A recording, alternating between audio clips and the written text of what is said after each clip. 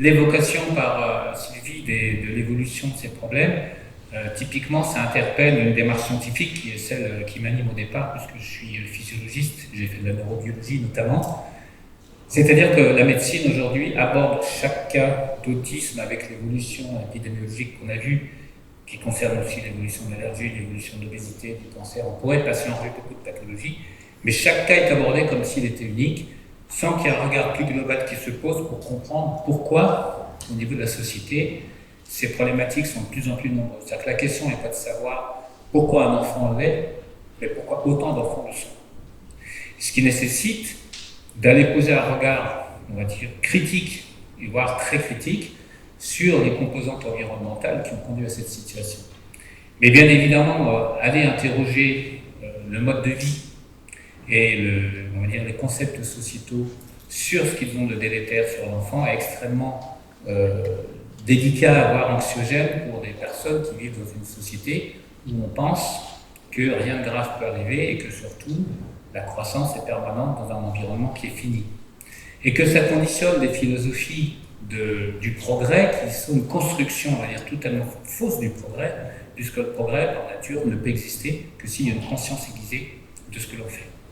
Et donc ça nous ramène à cette problématique, c'est qu'effectivement, on est confronté à une évolution extrêmement marquée avec les chiffres qu'on évoquait. On peut aussi aborder la problématique de la fertilité. Il y a 40 ans en arrière, c'était un couple sur 50 en âge de procréer qui était concerné. Aujourd'hui, 5 sur 5. Et la réponse est toujours la même. C'est génétique, c'est hormonal, c'est le stress. Et évidemment, c'est des tartes à la crème de la pensée qui évitent encore une fois de se poser des questions beaucoup plus complexes sur la situation. Et effectivement, comme c'était évoqué à l'introduction, il y a deux éléments majeurs sur lesquels on est amené à réfléchir. C'est l'intestin et le cerveau, sachant que le cerveau connaît un développement embryologique et même au cours des premières années de la vie, qui est orchestré et qui est gouverné par ce qui se passe dans le monde bactérien de la maman, et que ce monde bactérien peut être influencé de manière transgénérationnelle par un certain nombre d'agressions qu'il peut rencontrer. Si certaines espèces bactériennes disparaissent une génération, elles ne reviennent pas à la génération suivante. Et donc la question qui se pose, c'est qu'à un moment donné, des études menées depuis une quinzaine d'années caractérisent des fonctions qui sont gouvernées par notre intestin. Et évidemment, on est tenté de se dire, si des espèces bactériennes disparaissent, est-ce que ces fonctions vont être autant touchées et quelles conséquences il y aura? Alors, il y a des tentations à nouveau un petit peu rapides, dont vous avez peut-être entendu parler, comme la transplantation fécale, qui serait une manière extraordinaire de déplacer, on va dire, le mirage de la thérapie génique, parce que vous avez vu quand même qu'on n'a rien réglé à travers la thérapie génique. Ce qu'il faut comprendre, c'est que c'est pas tant la disparition des bactéries, de certaines familles de bactéries qui peut être un problème qu'on associe déjà au diabète, qu'on associe au problème d'obésité, qu'on associe au problème de dyspnée, qu'on associe au problème de maladie cardiovasculaire, mais les fonctions qui s'y rattachent. Je vais prendre un exemple, une analogie, avant de démarrer pour expliquer ça.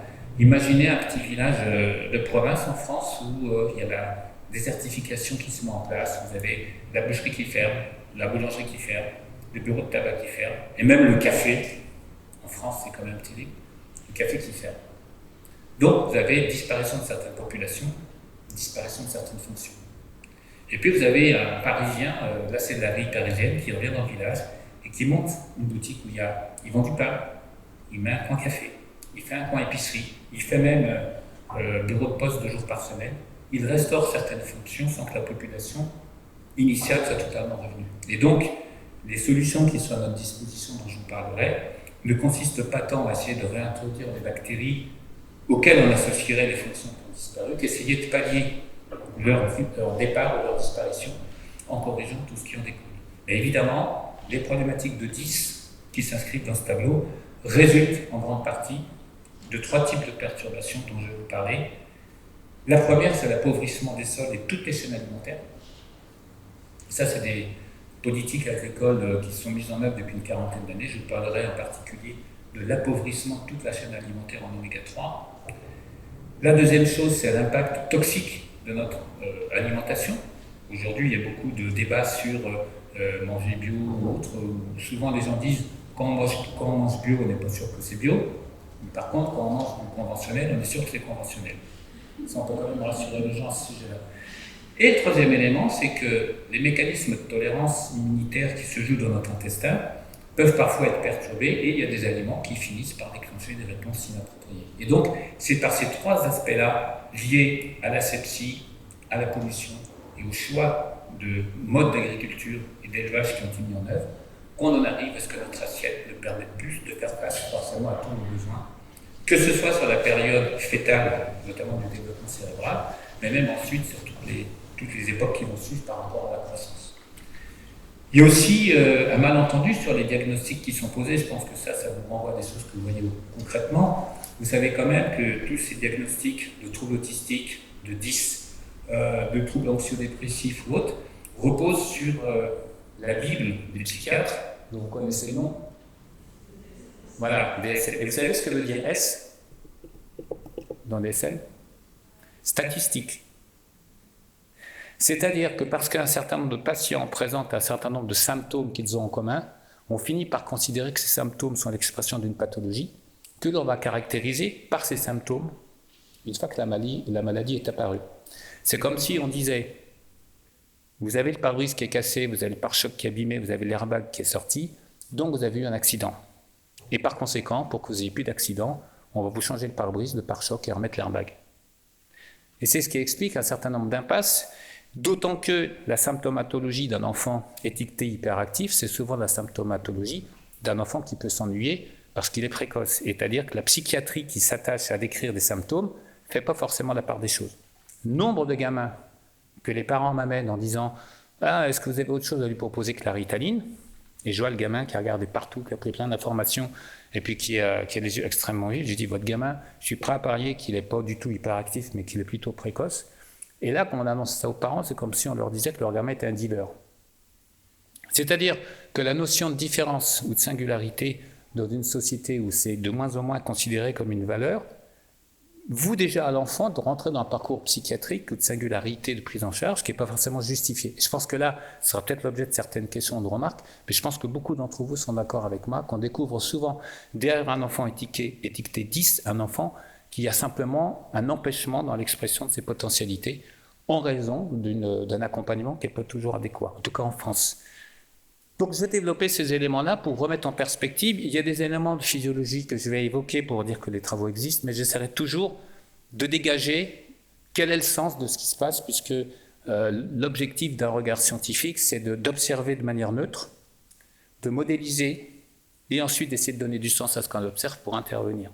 C'est-à-dire que la science est dans le doute, alors que malheureusement aujourd'hui la médecine et la politique sont dans la certitude. Et donc on ne peut pas s'entendre.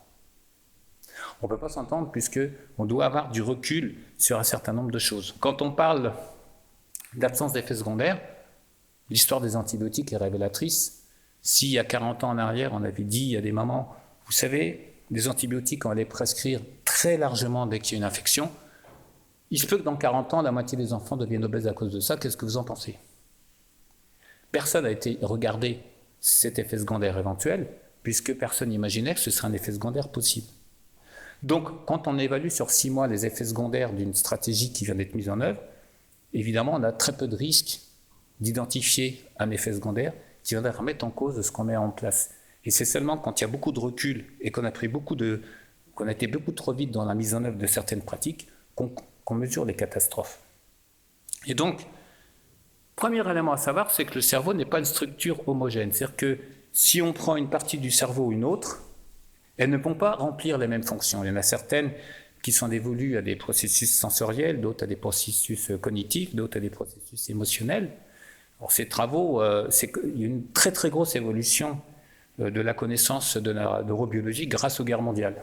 Alors c'est pas du tout cynique de dire ça, notamment en 14-18, vous aviez des blessés à qui manquait un bout de cerveau, qui ressentaient rien par exemple au niveau des mains, ou qui avaient perdu l'odorat, ou qui étaient incapables de formuler des phrases mais qui comprenaient ce qu'on leur disait. Donc en observant les lésions chez ces personnes et en considérant les répercussions que ça avait sur leur comportement ou leur cognition ou leur fonction, ça a permis d'établir une cartographie qui a ensuite été très largement relayée par les connaissances anatomiques. Donc, toutes les parties du cerveau ne font pas la même chose, et de surcroît, il y a eu une évolution au cours des siècles, voire des millénaires, qui font que certaines parties du cerveau sont très spécialisées dans l'analyse, d'autres sont plutôt dans des réponses immédiates et qu'on ne parle pas toujours avec la même partie du cerveau. C'est important de le comprendre, notamment quand il y a des situations de stress. Donc on va regarder tout ça, puisque si on est en train d'évoquer des perturbations mettant en difficulté certains enfants, essayons déjà de comprendre quelle est la partie de leur cerveau qui commande quand on les a en face de nous. Son développement est influencé par des facteurs externes. Et parmi ceux-ci, des agents infectieux. Il y a beaucoup d'études qui ont montré que certaines infections virales qui survenaient chez des mamans lors du premier mois de grossesse pouvaient augmenter significativement le risque que l'enfant, devenu adulte, devienne schizophrène. Quelles que soient les situations pouvant survenir. On a aussi des liens qui ont été établis, vous le savez, entre certaines infections virales et le déclenchement du trouble autistique. On a aussi mis en œuvre ou évoqué par rapport au vaccin. Alors le problème, ce n'est pas forcément l'agent infectieux ou le vaccin en tant que tel, c'est la réponse immunitaire qui est inadaptée. Je ne vais pas vous parler de 3 heures d'immunité, j'essaie de le faire très simplement parce qu'il y en a marre que les gens en parlent en rendant les choses compliquées. Le système immunitaire, il a 2 fonctions. Défendre et tolérer, ou plus largement, faire la différence entre ce qui est soi et ce qui est le non-soi. Jusque-là, je pense que j'ai perdu personne. La défense repose sur l'intervention d'un grand nombre d'acteurs, les lymphocytes B, les lymphocytes CD8, etc. Et la tolérance repose sur l'intervention d'une seule catégorie de cellules. Ce qui veut dire que si ce volet de notre immunité est défaillant, il va y avoir des anomalies qui vont s'exprimer avec les terrains auto-immuns, les allergies, etc. Le stress en particulier peut défavoriser ce fonctionnement-là.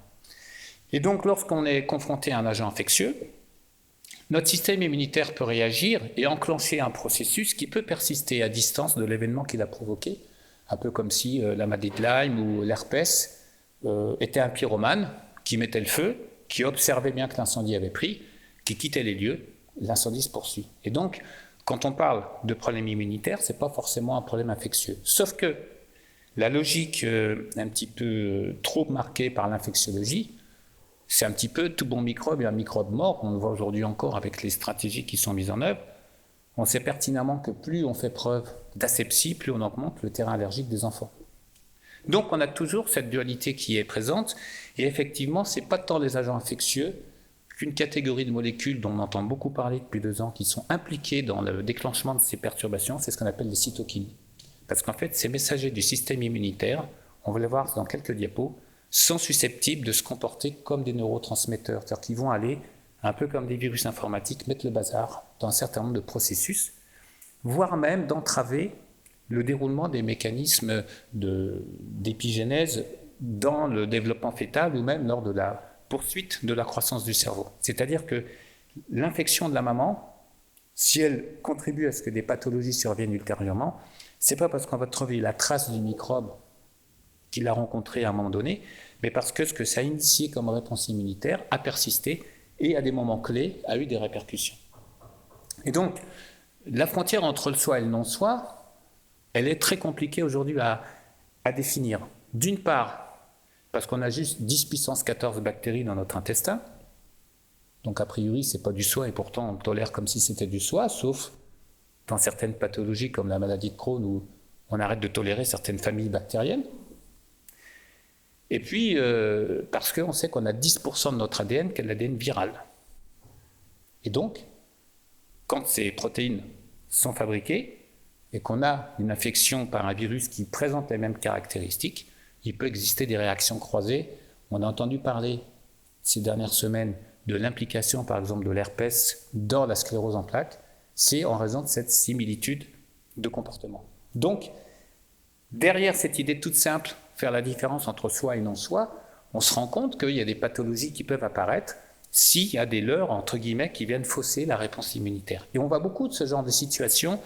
Si certains ou certaines parmi vous ont fait un peu de littérature scientifique sur ces pathologies-là, on voit souvent apparaître des expressions comme l'interleukine 6, l'interleukine 2, l'interleukine 1, c'est des messagers du système immunitaire qu'on retrouve à des taux très élevés chez les patients qui présentent ou bien les TADA, ou bien des troubles autistiques, ou bien des problèmes de schizophrénie ou autres. Et donc, la manière de raisonner des médecins qui sont formatés sur la pathologie, c'est de chercher l'agent infectieux, Alors que ce n'est pas l'agent infectieux le problème, c'est, on va dire, le système immunitaire qui a été mal implanté, si on prenait l'analogie, avec un outil informatique. Le microbiote, donc les bactéries présentes dans le ventre de la maman, conditionne très très tôt le développement fœtal. Notre alimentation, donc tout ce qu'on met dans notre assiette va conditionner ce qu'on devient, ce qu'on pense, mais également la présence de certaines perturbations dans notre intestin peuvent en retour aussi conditionner ce qu'on mange. Et il y a un exemple très caractéristique de cette situation. Vous avez sûrement lu et entendu parler du sucre et du candida albicans, qui est un champignon présent dans l'intestin. Et une lecture, on va dire, inappropriée de la situation amènerait à dire qu'il faut éliminer tous les sucres parce que ça favorise la candidose. Et ça, c'est quelque chose qu'on confond avec les pulsions irrépressibles des personnes qui présentent une candidose, où là, c'est symptomatique. C'est un peu le même mécanisme que chez un fumeur, c'est-à-dire qu'il y a des messages qui viennent de l'intestin, qui vont influencer le comportement dans un sens qui est bénéfique à l'agent qui est responsable de ce signal. Là, on va faire un petit test, mais les personnes qui connaissent cette situation lèveront la main et vous allez voir l'ampleur du problème. Est-ce que vous connaissez des enfants qui aiment quasiment aucun fruit ou quasiment aucun légume, sauf quand ils sont coupés comme ça et pas autrement, qui aiment le poisson seulement s'il est pané, s'il est rectangulaire et pas carré, et qui veulent bien qu'on leur mette du ketchup, mais celui-ci et pas celui où il y a Mickey dessus. Est-ce que vous avez déjà vu ce genre de gamin? On en voit énormément. Et on en vient à dire, c'est un problème de rapport avec la mère. C'est toujours elle qu'on met en cause.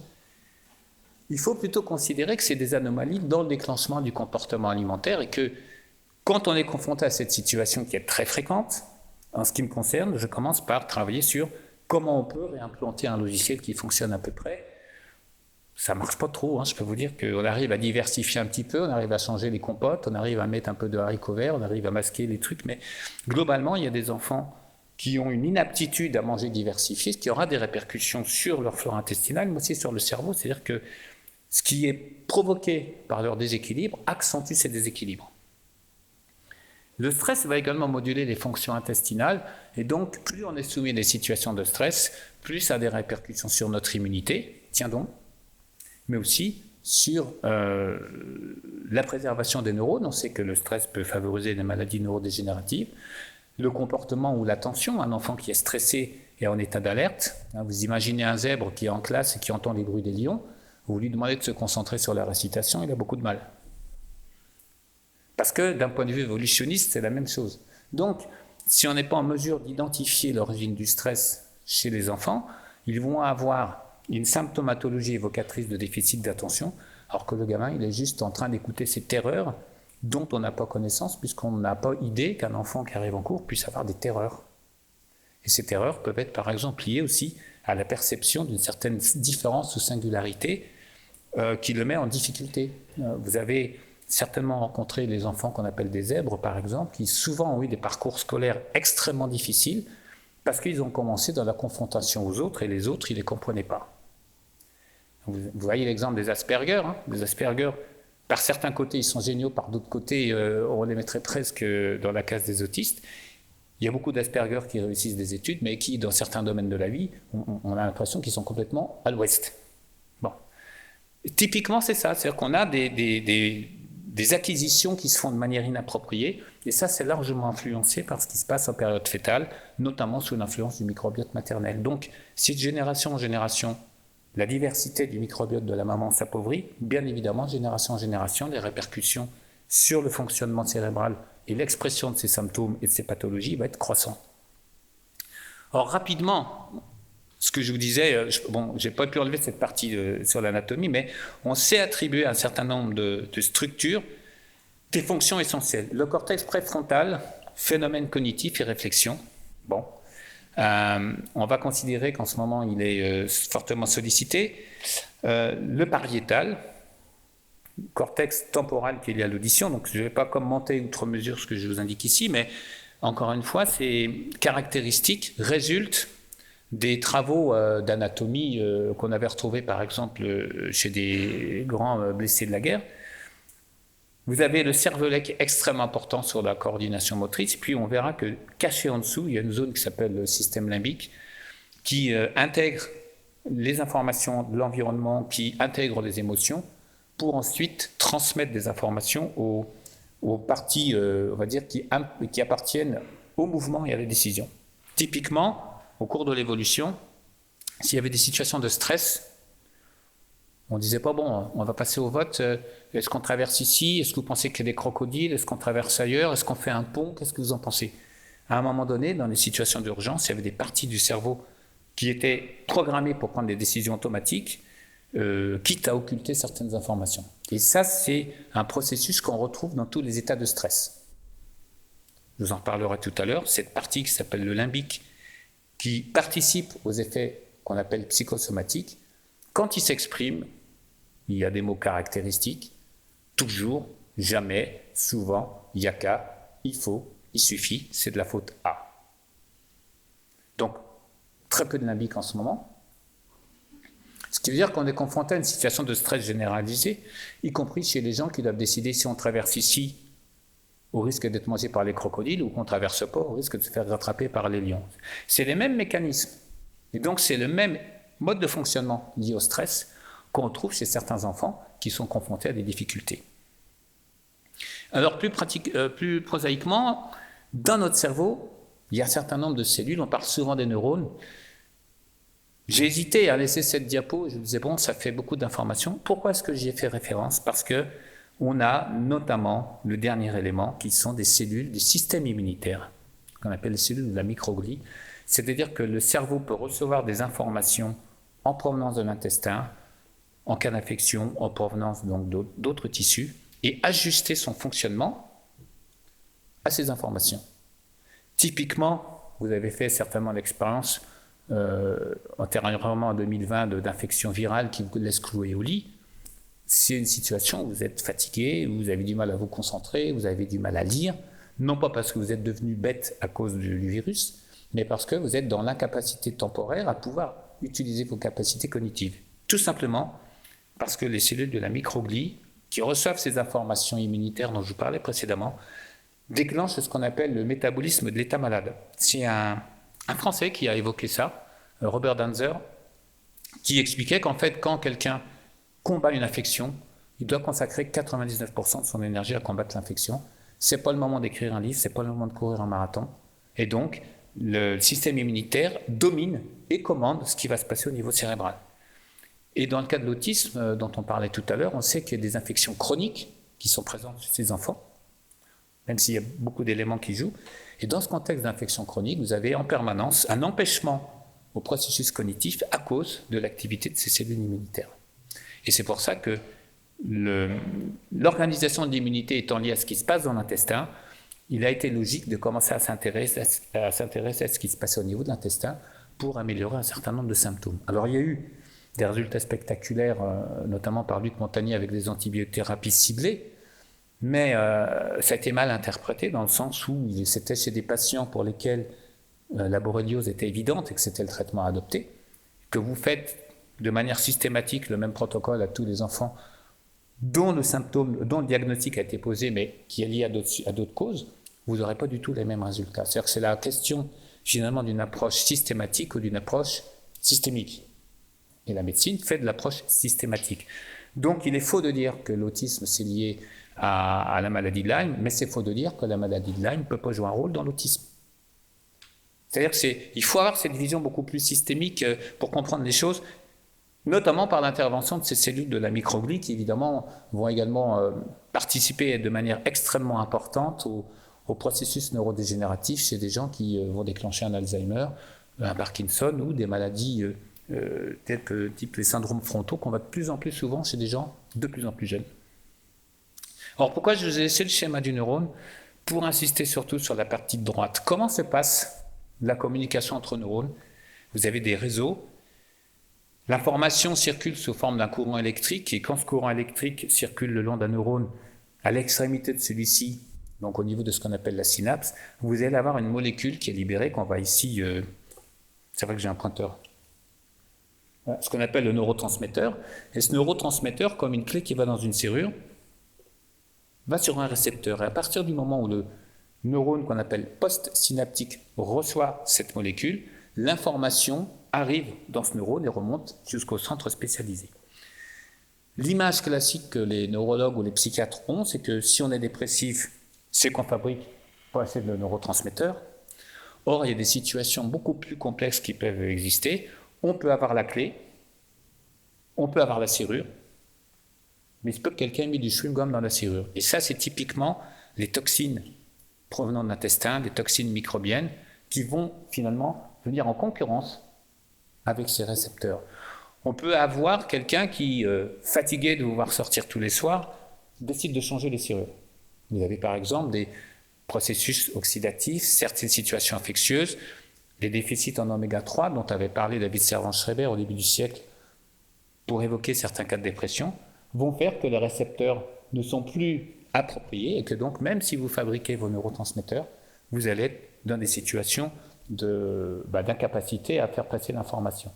Et puis évidemment, fabriquer ces molécules nécessite de trouver le matériau nécessaire, ce qu'en biologie on appelle des précurseurs, et ça provient principalement d'éléments qu'on appelle des acides aminés qui sont dans notre alimentation. Et pour peu que votre assimilation soit perturbée au niveau digestif, pour peu que vos apports ne soient pas appropriés, vous n'êtes pas sûr du tout de pouvoir fabriquer suffisamment de clés pour pouvoir ouvrir les serrures. Et donc c'est tous ces éléments-là qu'on doit considérer. Et chez les enfants, entre l'appauvrissement de la ration en oméga 3, les agressions subies par les récepteurs en raison des polluants dont je vous parlais en introduction, et enfin, en raison des compétitions qui existent sur ces récepteurs en raison des problèmes immunitaires, on se retrouve dans des situations où on a l'impression que la personne manque de dopamine, et donc on va dire c'est un TADA, ou c'est une maladie de Parkinson, manque de sérotonine, et on va le qualifier de dépressif, ou manque de GABA, et on va le qualifier d'anxieux. C'est pour ça que je vous disais que c'est un diagnostic qui constate la situation à la fin, et ce qui est très important, c'est de comprendre pourquoi ces situations apparaissent. Et effectivement, pourquoi elles apparaissent chez des enfants jeunes, pourquoi elles apparaissent chez beaucoup d'enfants jeunes, et pourquoi elles semblent réfractaires à beaucoup de traitements, parce que vous avez bien vu qu'avec la Ritaline, on essaie de jouer sur la dopamine, mais quand on regarde avec un peu de sérieux la littérature, il y a d'autres neurotransmetteurs qui ne fonctionnent pas très bien chez ces enfants, notamment le GABA.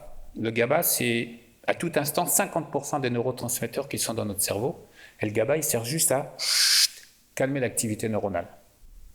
Et donc, quand on n'a plus assez de GABA, il y a des phénomènes d'anxiété qui apparaissent. Et quel est le premier endroit où on fabrique le GABA? Réponse, l'intestin. Et on verra tout à l'heure qu'il y a des situations qui entravent l'efficacité de cette molécule. Alors, les besoins nutritionnels du cerveau, donc logiquement, les besoins énergétiques. Comment le cerveau travaille pour fabriquer tout ça? Réponse, il a besoin du glucose. Alors évidemment, on se dit souvent, ouais, mais alors le sucre, c'est pas bon pour le cerveau. C'est peut-être pas comme ça qu'il faut voir les choses, c'est entre le sucre de la pomme et le sucre raffiné, entre les bonbons et le riz complet, il y a peut-être des différences notables de contenu et peut-être aussi des réponses physiologiques qui sont tout à fait différentes. C'est-à-dire que la question du sucre, c'est pas tant le sucre, c'est son arrivée brutale et massive dans l'intestin ou au niveau des neurones, où il va se passer des phénomènes inappropriés. Au cours de l'évolution, on a appris à manger des fruits, à manger du miel, à manger du pain, mais on n'était certainement pas programmé pour avaler l'équivalent de 10 morceaux de sucre en 3 minutes en avalant un Coca ou d'autres produits similaires. Et c'est finalement ce détournement du processus alimentaire qui était acquis depuis des générations qui fait qu'évidemment on pointe le résultat final qui est il mange trop de sucre, on ne se pose jamais la question de savoir qu'est-ce qui fait qu'il mange trop de sucre. Et il y a un phénomène qu'il faut avoir à l'esprit, c'est que plus il y a de désordre au niveau du monde bactérien, plus les pulsions sucrées sont importantes. Et donc, quand on a des messages que dire pour votre santé, évitez de manger trop gras, trop sucré, trop salé, en France, on a eu ce message, je ne sais pas si en Suisse vous avez eu droit, mais souvent il y avait des gamins qui me disaient « Monsieur, trop, ça commence où ?» Au coin. Je ne réponds pas à cette question, elle est trop pernicieuse. Mais vous voyez, typiquement, c'est des injonctions qui n'ont aucun sens. Alors justement, quels sont les rôles des aliments aujourd'hui face à ça? Donc, ce que j'appelle une potentialité fonctionnelle, je ne vais pas rentrer dans des termes trop compliqués, ça veut dire que quand on mange certains aliments, on en tire certaines molécules qui agissent sur des fonctions de notre organisme. Et ce qui est passionnant, c'est que la plupart des molécules qui sont extrêmement utiles aujourd'hui, le curcuma, le resveratrol qu'on trouve dans le vin rouge, l'acide élagique qu'on trouve dans le jus de grenade par exemple, dialoguent directement avec nos gènes. C'est-à-dire que quand on consomme ces aliments, il y a certains gènes, que ce soit dans le développement en période fétale, plus tard au cours de la vie, qui vont sortir de leur torpeur. Et cette histoire d'intervention sur les gènes est quelque chose de très intéressant à considérer. On a énormément de gènes, vous le savez, dans notre organisme. Est-ce que vous avez une idée du pourcentage de gènes qui vont être effectivement utilisés pour fabriquer des protéines au cours de notre vie? 3%. C'est-à-dire que 97% de nos gènes ne servent jamais. On va faire une analogie. Imaginez une bibliothèque où il y a des ouvrages en 180 langues. Vous allez lire, peut-être que ceux qui sont en français ou en allemand, si vous êtes germanophone. Les autres vont rester dans un coin. Donc vous allez utiliser 3% de votre bibliothèque. Est-ce que vous lisez tous vos livres en même temps? Est-ce que vous lisez les mêmes livres à chaque moment de votre vie? Et ça, c'est ce qu'on appelle l'épigénèse. C'est-à-dire que normalement, il y a une intervention progressive, organisée de certains gènes sous l'influence de facteurs environnementaux. Eh bien, il s'avère que quand il y a des perturbateurs endocriniens, quand il y a des polluants, quand il y a certaines infections, quand il y a du stress, on va amener sur votre table de chevet une bande dessinée en croate alors que vous êtes à la retraite. On va vous amener une encyclopédie alors que vous êtes à la maternelle. Ça, vous allez avoir une expression inappropriée de certains gènes au mauvais moment, ce qui aura des répercussions sur un grand nombre de fonctions et en ce qui nous intéresse ici, notamment sur tout le développement cognitif. Et les plus gros perturbateurs de cette épigénèse, ce sont le stress et les infections. Plus encore que les perturbateurs liés à la pollution, ce qui ne veut pas dire que ça ne compte pas. Donc pour en revenir à cette histoire, les aliments ont une potentialité fonctionnelle, une potentialité toxique et une potentialité antigénique. C'est-à-dire que si on mange du poisson, on peut à la fois avaler des oméga 3, ça c'est le côté fonctionnel et nutritionnel, s'intoxiquer au mercure et se provoquer une allergie. Et comme ces informations, on va dire, sont un petit peu contradictoires, ça devient anxiogène de manger. Et finalement, beaucoup de gens finissent par plus manger grand-chose, de devenir vegan ou manger cétogène pour mourir de faim en bonne santé, mais surtout pour échapper à l'anxiété liée à cette information complexe. Manger, c'est quelque chose qui est douloureux puisqu'on est en permanence confronté à la pulsion de vie et à la pulsion de mort. Et comme c'est insoluble, on se réfugie dans des solutions toutes faites. C'est-à-dire que les gens vont toujours manger de la même manière, même si on leur dit que c'est pas bon, parce que manger autrement, c'est encore pire. Et donc, on doit être capable de travailler sur ce stress-là. Et chez les enfants, vous voyez combien c'est compliqué des fois de leur faire goûter un nouvel aliment si, dans leur imaginaire, cet aliment est potentiellement dangereux pour eux. Et vous aurez beau le manger devant eux, ça ne change rien au fait que c'est leur imaginaire et que ce n'est pas le vôtre. Et pourquoi cet imaginaire est aussi important? Parce que précisément, soit il y a du stress, soit il y a des dérèglements de leur flore intestinale. Et donc, ça nécessite, pour passer à une situation rationnelle, de comprendre ce qui se passe dans le stress et de travailler sur ce qu'on appelle les modes mentaux. Je vous en parlerai en fin de présentation, mais c'est un mode de communication qui permet de laisser le stress à la porte et de pouvoir parler de manière beaucoup plus intelligible et de s'entendre mutuellement. Donc le glucose, comme je vous le disais, c'est important pour le cerveau, je passe rapidement. Et surtout, quels sont les nutriments dont notre cerveau a besoin pour fonctionner? Il y a donc les éléments contenus dans nos protéines qui servent à fabriquer les neurotransmetteurs, la dopamine, la noradrénaline, la sérotonine par exemple, et je vais y revenir dans un instant. Il y a toutes les molécules qui sont utiles pour partir des éléments de notre assiette et fabriquer ces neurotransmetteurs, alors le fer, le zinc, le magnésium. Donc dès qu'on a des déficits en ce qu'on appelle des cofacteurs, notre capacité à fabriquer ces neurotransmetteurs est affectée. Et donc, des femmes, par exemple, qui, après une grossesse, ont un déficit en fer, auront une aptitude moindre à fabriquer leurs neurotransmetteurs à partir de leur assiette. On a également besoin du magnésium qui permet de contrôler on va dire, la transmission de l'information.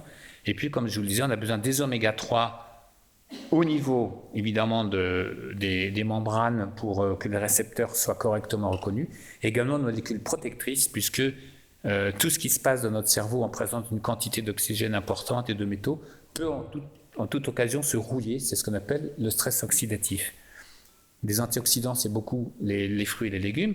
Et donc, vous voyez qu'en fonction de nos choix alimentaires, on peut créer des conditions inappropriées au bon fonctionnement de notre cerveau. Imaginez une grossesse, notamment chez une femme qui a une maladie digestive, une maladie de Crohn, une rectocolite, qui doit se passer de certains légumes parce qu'ils lui font mal au ventre et qui doit éliminer certains aliments. Même s'il y a une cohérence clinique, il y a des répercussions sur le développement cognitif.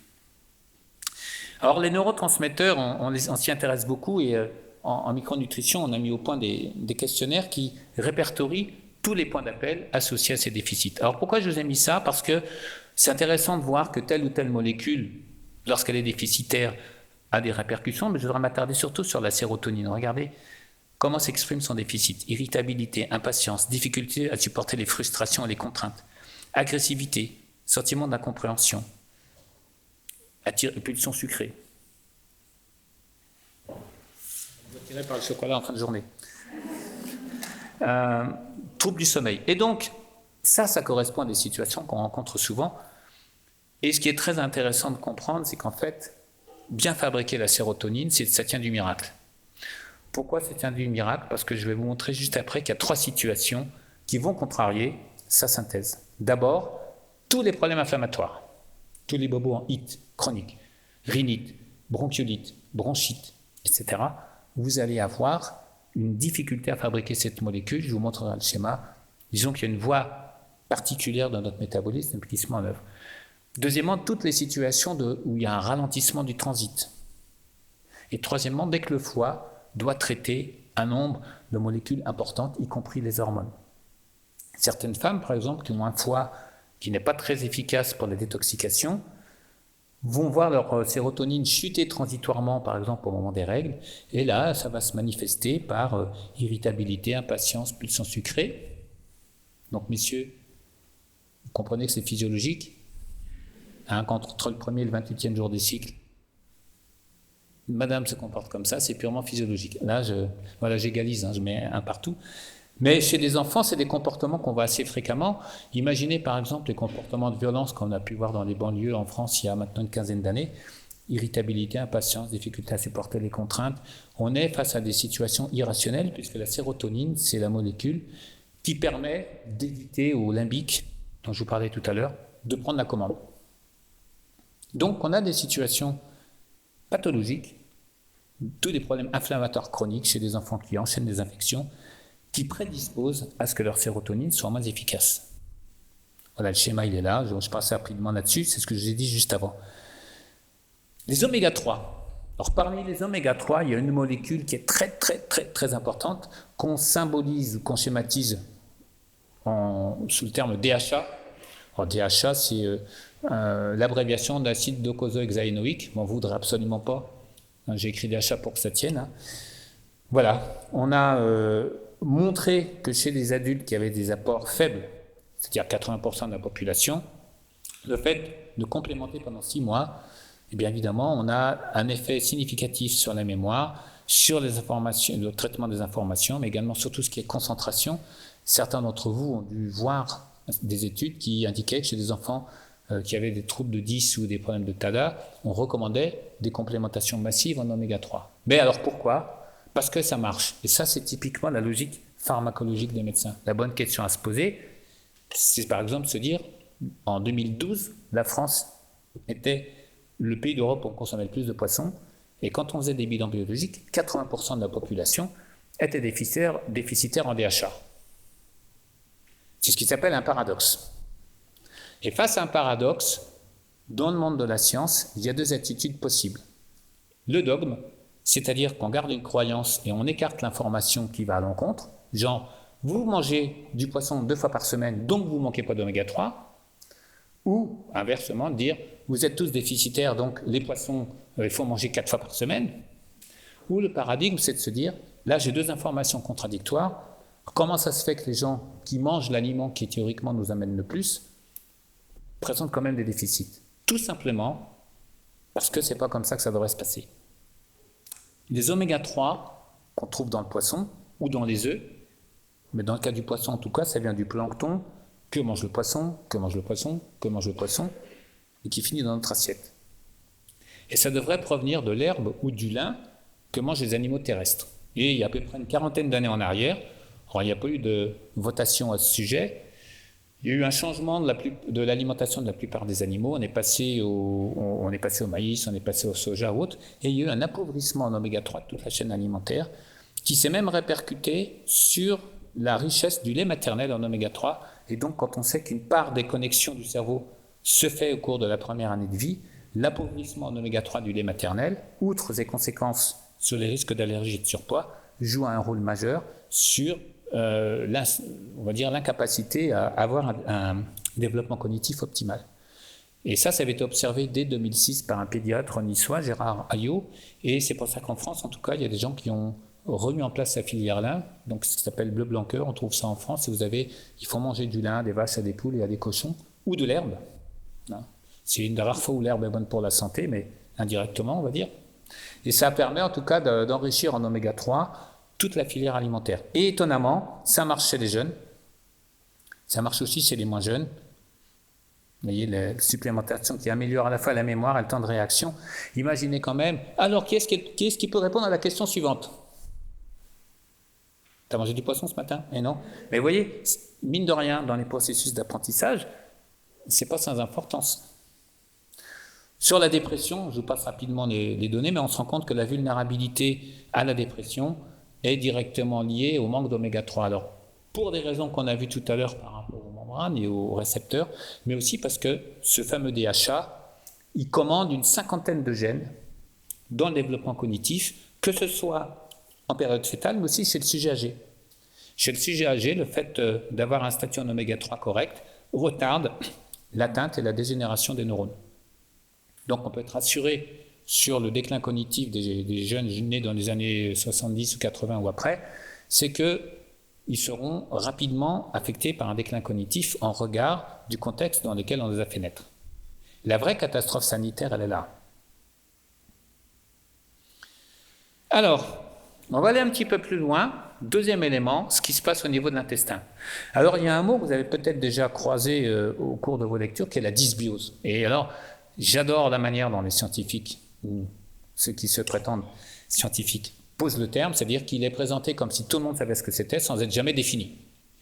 Et ils vous disent, dysbiose, déséquilibre de la composition de la flore. Ok. Mais encore. En gros, on ne se mouille pas, on décrit. On s'en fout. Qu'est-ce qui se passe vraiment? Moi, le terme dysbiose me fait penser à une situation où on imagine la maman d'un ado qui ouvre la porte de sa chambre et qui fait « Je referme, quelle dysbiose là-dedans ?» Alors, oh là là, Soma dit « Mais qu'est-ce que c'est quoi ?» Oh mais t'aurais vu les boîtes de pizza empilées, la pile de linge sale, les mouchoirs dans un coin. Mais j'ose même pas regarder, il y avait un bordel là-dedans. Voilà, c'est ça la dysbiose. En gros, quand on dit ça, on en fait quoi? On n'en sait rien. Ce qu'il faut comprendre, c'est que derrière ce qu'on appelle une dysbiose, il y a 3 processus majeurs. Manque de diversité des familles bactériennes, souvent prolifération d'un champignon, et un phénomène d'hyperperméabilité intestinale.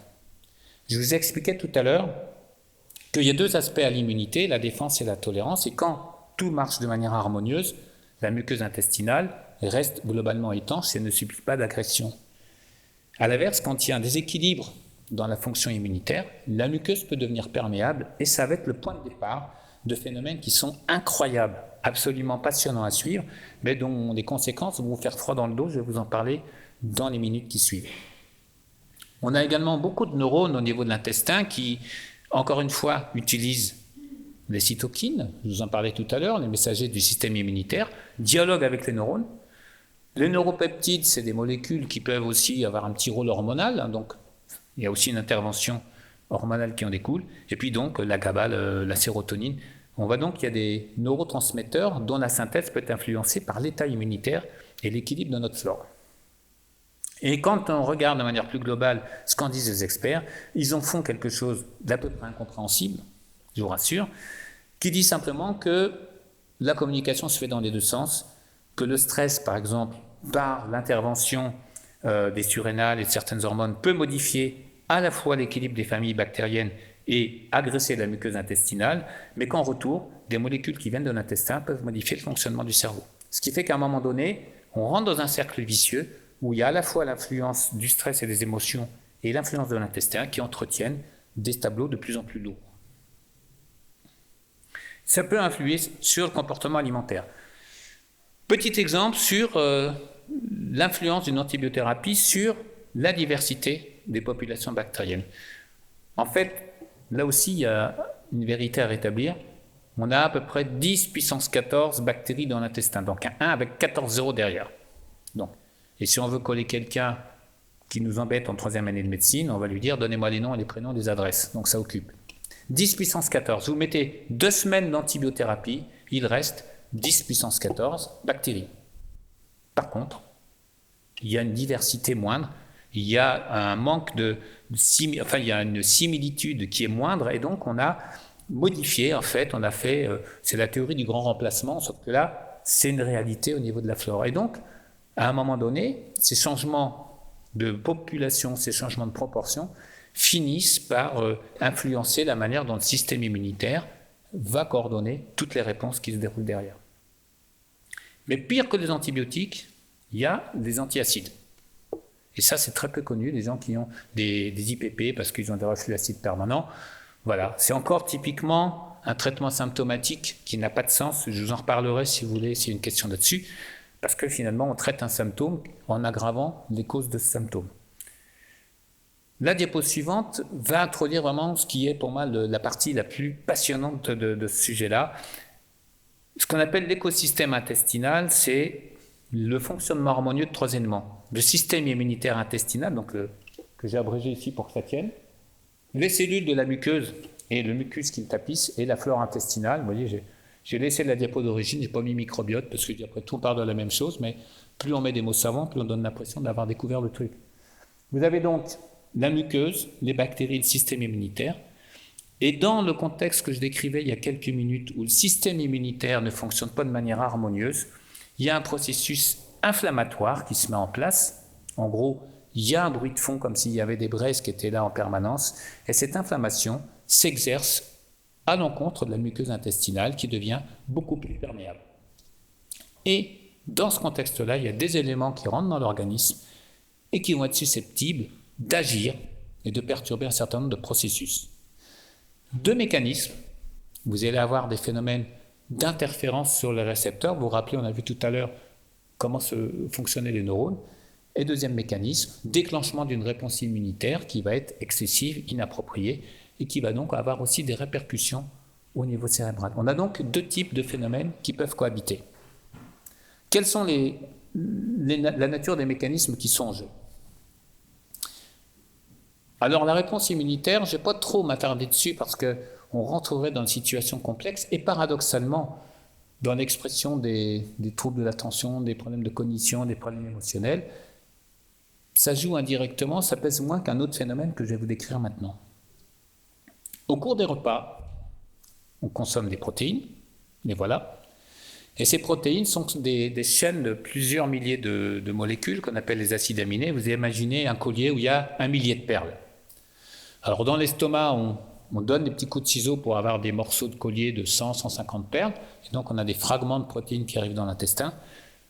Quand ça gagne l'intestin, il y a des informations qui disent au pancréas de libérer des enzymes, et donc ces enzymes vont donner des coups de ciseaux dans les morceaux de protéines jusqu'à ce qu'on se retrouve avec des petits morceaux. Il y a 5-6 perles, c'est ce qu'on appelle des peptides.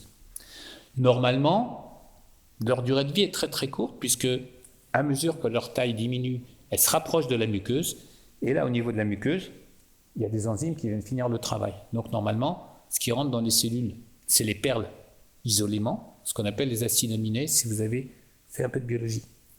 Il s'avère qu'il y a 2 protéines qui, dans l'estomac, dans un milieu acide, se compactent de manière extrêmement dense et donc vont rendre beaucoup plus compliqué le travail des enzymes. C'est un peu comme si on jouait à pierre et ciseaux et vous essayez de découper votre pierre avec des ciseaux.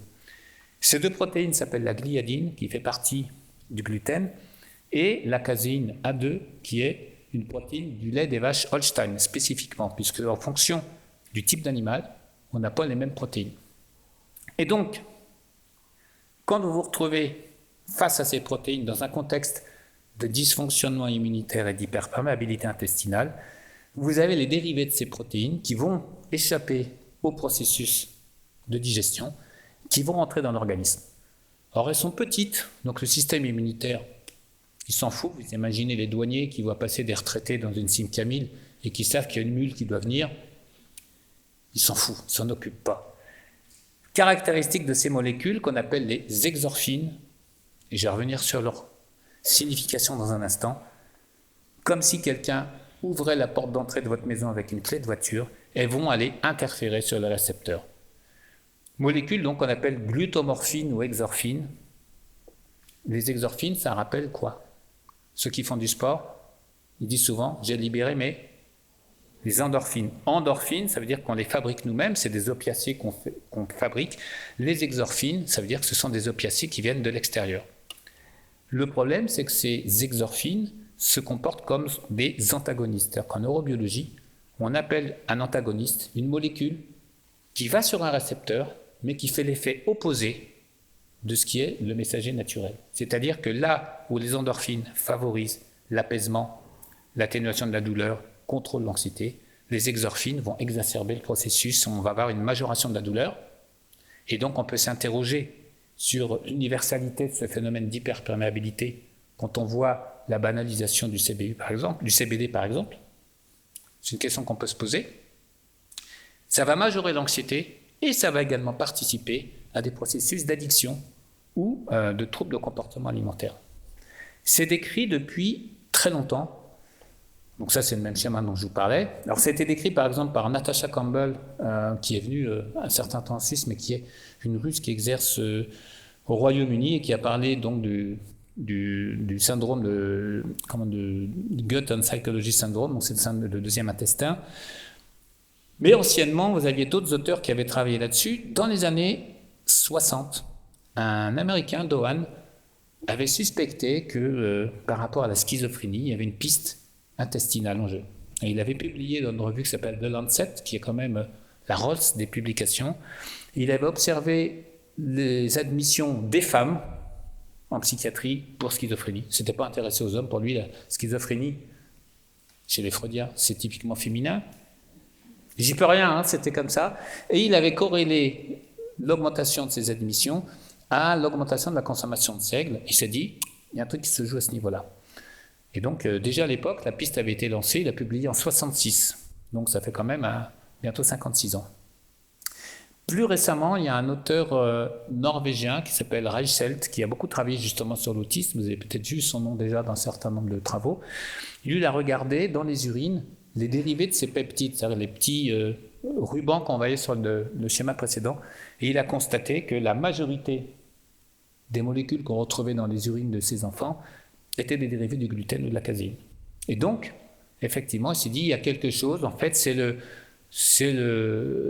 un malheureux hasard, finalement. Il y a deux choses qui se superposent, des difficultés à digérer convenablement ces deux protéines et leur passage intempestif.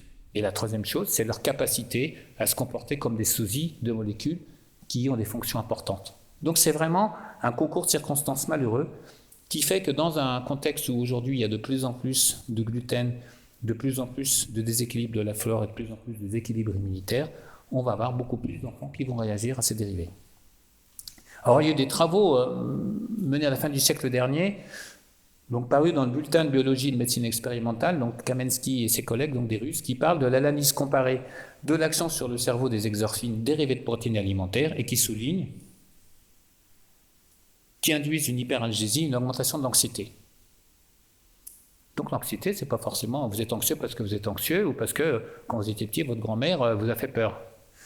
Et il parle d'antagonistes des opiacés endogènes. C'est-à-dire que ce tableau présent dès la naissance chez des enfants qui ont hérité d'un microbe déséquilibré peut expliquer des angoisses à l'idée d'aller en classe, angoisses qu'on ne sait pas rattacher à des événements rationnels, surtout si on est spécialisé dans la prise en charge de ces enfants et qu'on ne comprend pas pourquoi, alors qu'on fait tout ce qu'on a appris, l'enfant n'a pas envie de venir, c'est pas à cause de vous qu'il n'a pas envie de venir, c'est à cause de son intestin. Et donc, l'idée, effectivement, des régimes d'éviction a tout son sens, sauf qu'en médecine, comme on raisonne de manière très schématique, on dit il n'y a pas d'allergie, donc il ne faut pas supprimer ces aliments-là. Et on ne parle pas de la même chose. Ici, ce n'est pas un rôle immunitaire qui implique ces aliments, c'est un rôle neurologique. Et donc, c'est quasi, vous voyez déjà deux tendances importantes qui se dégagent chez les problèmes d'oméga 3, les problèmes de gluten et de laitage de vache chez ces enfants. Ça ne veut pas dire que si on met des oméga 3, qu'on arrête le gluten et les laitages, la personne va aller forcément beaucoup mieux.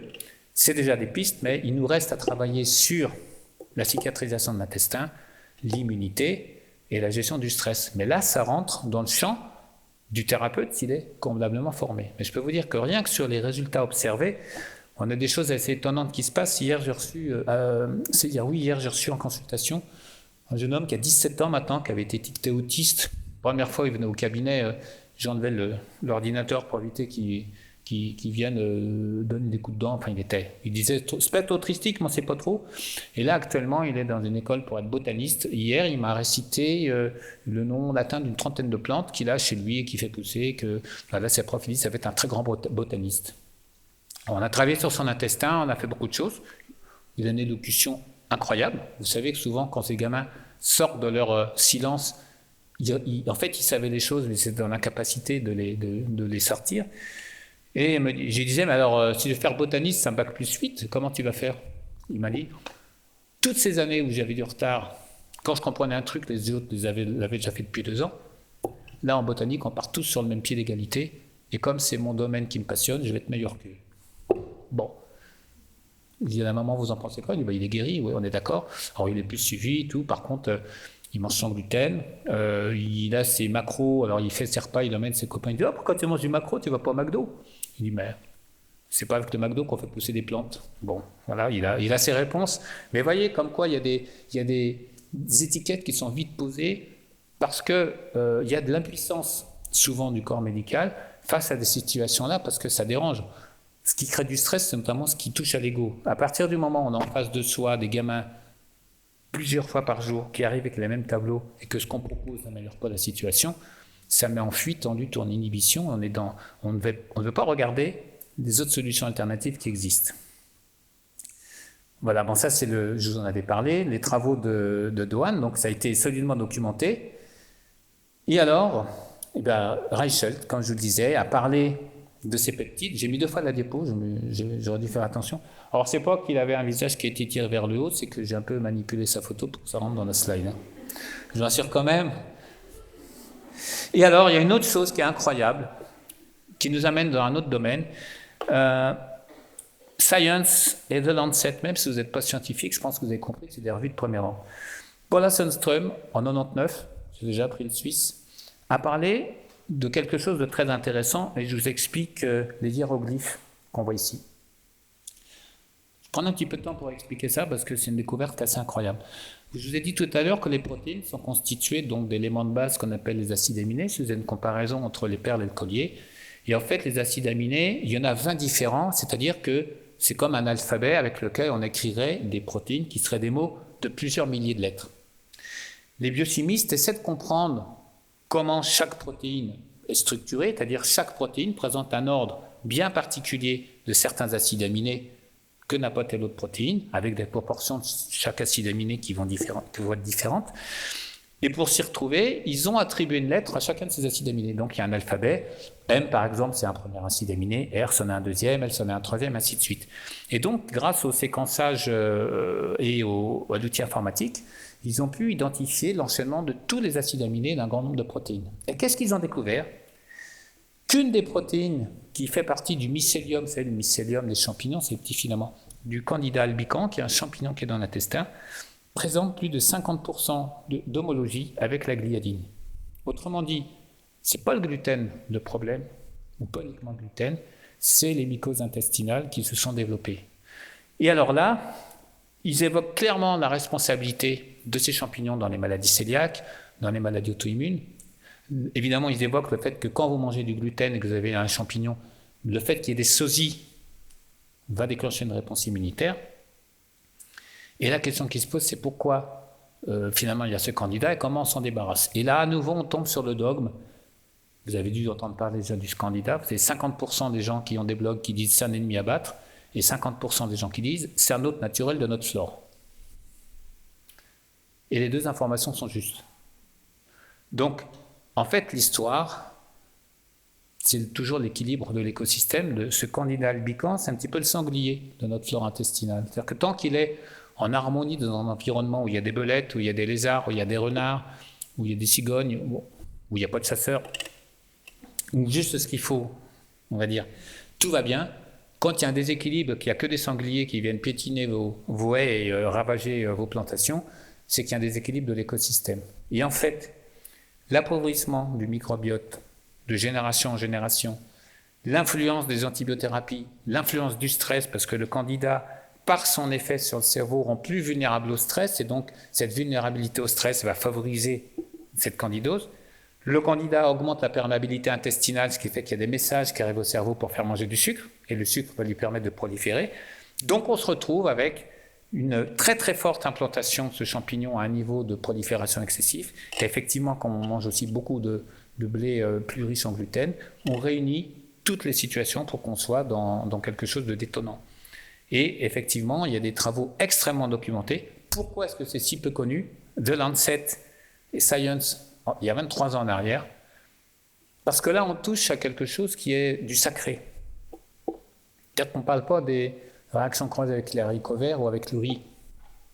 On parle du pain. Et le pain, dans la religion chrétienne, c'est quand même pas n'importe quel aliment. Et donc, à partir du moment où un aliment qui a une valeur sacrée est supposé nous poser problème, ça remet en cause toute l'histoire collective qui permet à la société de survivre.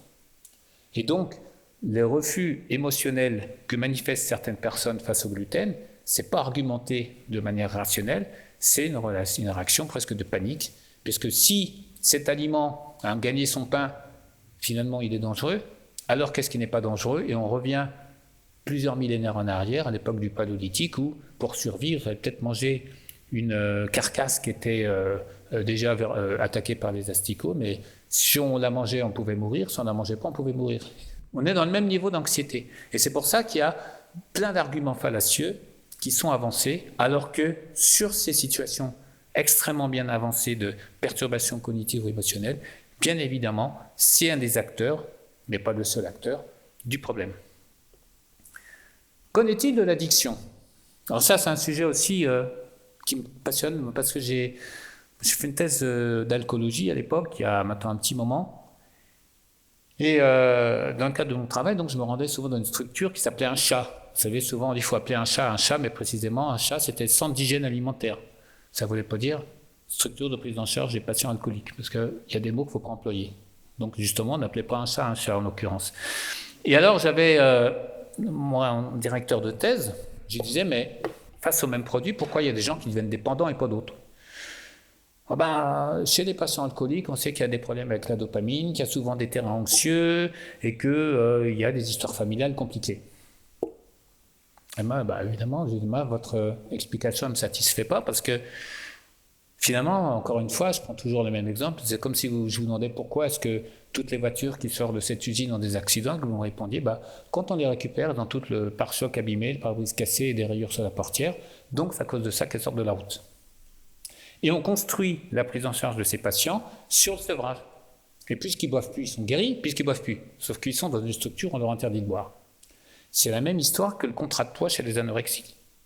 On les oblige à manger, et ils sont passés de 47 à 52 kilos, ils ont le droit de sortir.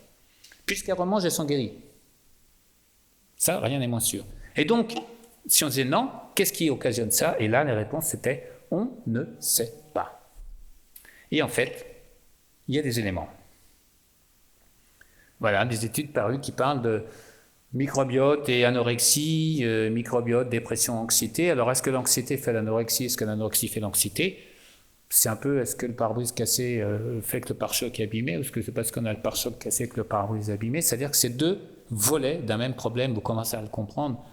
Troubles de comportement alimentaire ou addiction, influence très importante de certaines molécules qui viennent de l'intestin, dont les exorphines, mais pas seulement.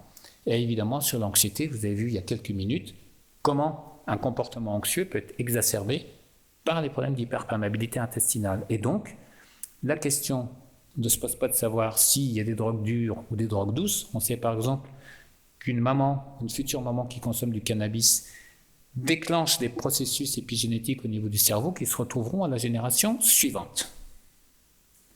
Donc, la question du débat sociologique n'est pas la question du débat sanitaire. C'est deux choses différentes. On peut légiférer par rapport à une situation qu'on considère qui n'est pas qui ne doit pas être pénalisée, mais ça ne règle pas la question de fond du sens biologique de ce qui se passe. Parce qu'on dit souvent, c'est un peu dommage que les gamins ils n'aient rien de mieux à faire qu'à devenir dépendants. On est bien d'accord. Mais ce n'est pas parce qu'on constate qu'on a les clés. Et effectivement, il y a des choses très importantes qui jouent à ce niveau-là. Et alors, Des études parues il y a 10 ans en arrière, sous l'égide de deux auteurs, enfin en l'occurrence, il y en a qu'un qui apparaît, c'est Nathalie Delzen, mais c'est des Belges, Nathalie Delzen et Patrice Cagny, il est là aussi, Patrice. Tout ce qui concerne le microbiote, ils ont écrit. C'est hallucinant, ils doivent travailler la nuit. Et ils parlent de perméabilité intestinale, dysbiose bactérienne, coucou, nous y revoilà, j'ai ouvert la porte de la chambre de mon ado, je l'ai refermée, et les marqueurs comportementaux de la sévérité de l'alcoolodépendance. Alors c'est quoi ces marqueurs comportementaux? Il y a des sociologues et des psychiatres qui ont mis au point des questionnaires qui permettent d'évaluer la gravité de la dépendance. Combien de verres par semaine vous buvez? Est-ce que le matin, jeun, c'est le premier truc que vous faites? Est-ce que vous êtes capable de rester 24 heures sans boire? Est-ce que si vous avez un événement grave, vous buvez plus? En gros, c'est ça, les questionnaires. Et il y a des scores, et plus le score est élevé, plus on dit qu'il y a une dépendance à l'alcool sévère. Eh bien, ils ont montré que ces scores étaient corrélés à la gravité de la perméabilité intestinale.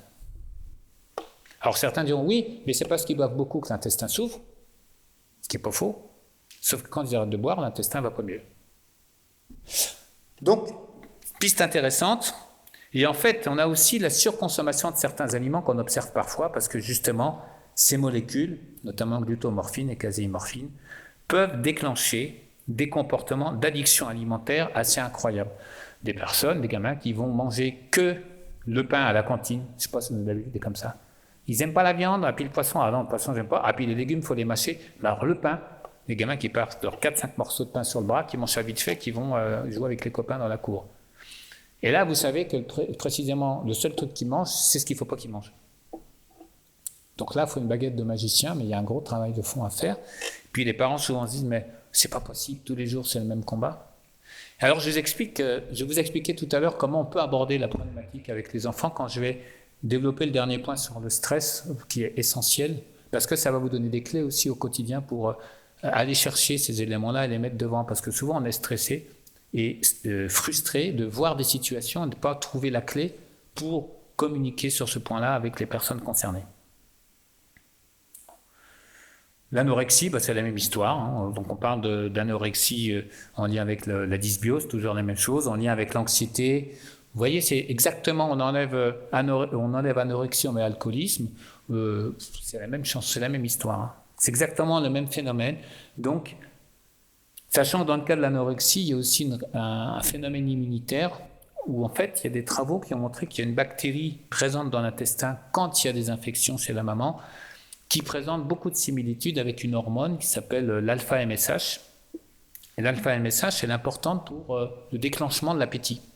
Et donc, quand cette bactérie est présente très tôt, en période fétale, chez l'enfant, il va déclencher une réponse immunitaire contre cette bactérie et contre l'hormone en question. Et donc, il y a quelque part une origine aussi auto-immune à certaines formes d'anorexie qui vont se manifester dès que des événements suffisamment stressants vont apparaître, puisque l'anorexie est le seul moyen pour certaines personnes de contrôler quelque chose, puisque tout le reste de ce qui leur arrive leur échappe. Et que s'ils ont le logiciel pour que ça démarre, ça va démarrer. S'ils n'ont pas le logiciel de l'anorexie, ce sera des TOC. Donc c'est un moyen parmi d'autres. Il y a plein d'études là-dessus, mais la diapo marche. Voilà, c'est toujours les mêmes objectifs, hein. Voilà ce que je vous disais, les travaux de Rubalova qui parlent de ces auto-anticorps. Et même si on dit, les personnes anorexiques manquent de certaines bactéries dans leur intestin, on va transplanter des bactéries pour qu'ils soient plus anorexiques, c'est juste une relation on va dire, de corrélation. À savoir qu'au même moment où ce désordre intestinal existe, la réponse immunitaire inappropriée se déclenche. Cette réponse immunitaire s'exerce contre l'hormone et donc favorise l'anorexie. Elle déséquilibre du microbiote, reste parallèlement à ça une situation qu'on observe. Et donc ce n'est pas en réimplantant les bactéries qui manquent qu'on va mettre fin à la réponse immunitaire qui est sous-jacente. Et comme beaucoup de médecins aujourd'hui sont des techniciens, ils imaginent qu'en faisant de la transplantation fécale chez ces personnes chez qui manquent certaines bactéries, ils vont restaurer le comportement alimentaire. Et ça ne marche pas du tout. C'est juste une vision, on va dire, en superficie des problèmes. Alors ça paraît pas forcément encourageant, mais l'idée c'est de travailler déjà un minimum sur les terrains anxieux et puis de restaurer un semblant d'équilibre immunitaire puisqu'on a d'autres hormones qui peuvent jouer. Et en fait, moi, le premier outil que j'utilise sur les troubles de comportement alimentaire, enfin il y en a deux, c'est les probiotiques, alors certains probiotiques, et puis tout ce qui est phytothérapie en lien avec la gestion de l'anxiété. Parce que bien évidemment, quelqu'un qui est anxieux va moins facilement manger que quelqu'un qui est en harmonie. Je passe sur la vision synthétique pour vous dire qu'il y a des gens qui parlent d'approche systémique, mais qui vous mettent des flèches partout sans les hiérarchiser. C'est pas du systémique, c'est juste, il y a tout ça. Et si vous demandez à ces auteurs par où ils attaquent, en plus, on a des phrases toutes faites. Alimentation extrême, on vous dit pas ce que c'est. Poids d'avant grossesse. Prise de poids pendant la période gestationnelle, conditions sanitaires. On dit par exemple qu'un excès d'hygiène peut favoriser l'instauration d'un déséquilibre du microbiote. Par exemple, est-ce que le port du masque systématique chez des gamins jeunes ou chez des femmes enceintes est bon? On verra. Mode d'accouchement, attachement qui manque de sécurité, traumatisme, stress sur les premières années de la vie, ça change de manière extrêmement importante l'équilibre, c'est un phénomène épigénétique. Quand vous avez un stress sur la période fétale ou un stress sur les premières années de votre vie, on va amener sur votre table de chevet des livres que vous n'avez aucune raison de lire, pour reprendre l'image de tout à l'heure. Ces deux exemples, je les prends souvent en filigrane dans mon livre, parce que comment des gens qui ont été champions du monde peuvent être capables de péter un plomb dans des circonstances où, par ailleurs, ils avaient déjà été à la hauteur. Ça mène à comprendre ce qu'est le stress. Le stress, ce n'est pas la gravité des événements qui l'explique. Vous allez le voir, d'ailleurs j'ai changé la diapo en commençant par celle-là. D'ailleurs c'est pas 2018, j'aurais dû la changer. Il y a 4 situations qui favorisent le stress. Ce qui échappe au contrôle, ce qui est imprévisible, ce qui est nouveau et ce qui touche à l'ego. Donc c'est beaucoup plus la représentation qu'on peut se faire d'une situation que la gravité de la situation elle-même. Et à partir du moment où vous réunissez ces conditions, vous allez pouvoir être en stress chronique. Je fais souvent, pour en recevoir beaucoup, je prends l'exemple des gamins qu'on étiquette hypersensibles ou haut potentiel et qui ont un logiciel de fonctionnement qui est particulier. Ils se retrouvent dans un environnement qui parfois échappe, en tout cas dans l'enseignement traditionnel en France, à ce que les profs sont capables de faire et qui mettent les profs en difficulté, imprévisibilité, absence de contrôle.